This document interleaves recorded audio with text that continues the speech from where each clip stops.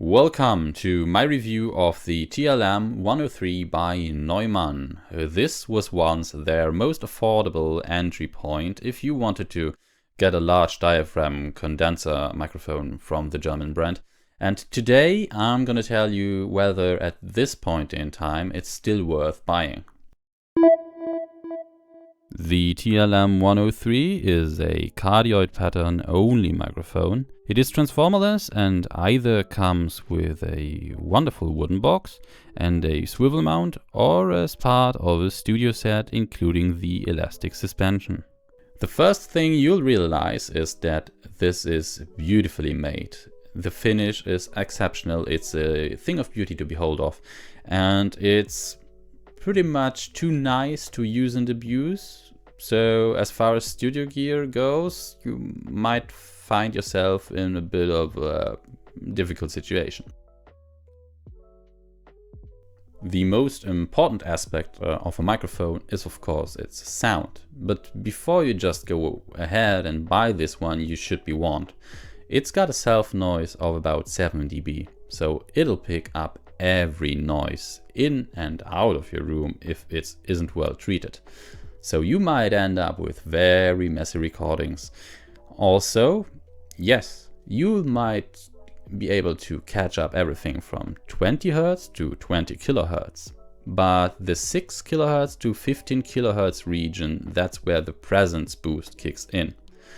Which is a bit of a problem because although this uses the same capsule as the U87 and the U67 I think as well, the K87 capsule, you'll end up with a very different sound. This is very much a boosted sound that will cut through your mixes and that will pronounce every little flaw in it if your voice or instrument doesn't complement this microphone.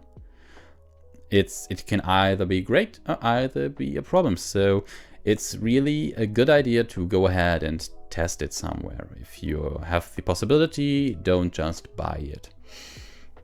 To further illustrate my point, I'm gonna jump ahead and show you some samples I recorded to show you just how this applies to some instruments.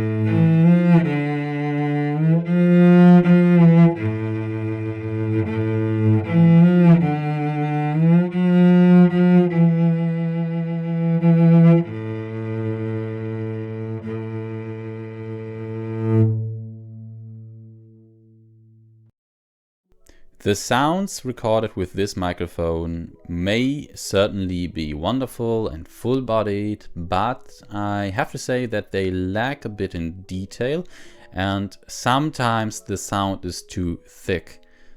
So while it can probably be a nice microphone for a lot of people, at least in my use case, I found my voice to be a bit boomy and a bit too thick on this one, and it kinda lacks bass and treble. It's really just a mess. It's not for me.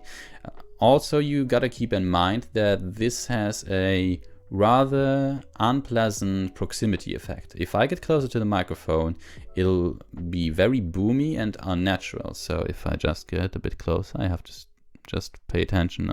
I won't distort the sound. Okay, I think this would be okay. So this is close up. And as you can hear, when I just slightly change position, my tonality and sound will change a lot. So it's really rather difficult. You have to be in exactly the same spot when you record something, or else the tonality of your voice, of your instruments will change rather drastically. It's also kind of harsh in the highs sometimes, but there are other microphones that do have a harsher character to them than this one. I think this is still okay, but it's definitely not a U87, although it uses the same capsule. It's really not at all like a U87.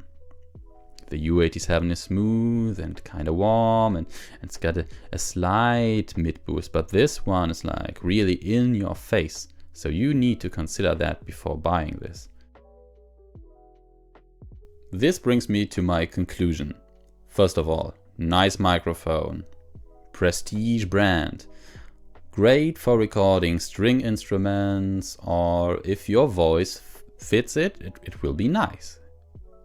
Whatever you record with it will cut through your mixes in a nice way. You won't have to play around with EQing. But there's always the thing with, is your room treated? Will it pick up noises it shouldn't? Is it worth the price for you? And other than that, there's always alternatives. You really should go out and test microphones at this price point, because it's rather rare that a microphone is technically bad. It's more a matter of taste.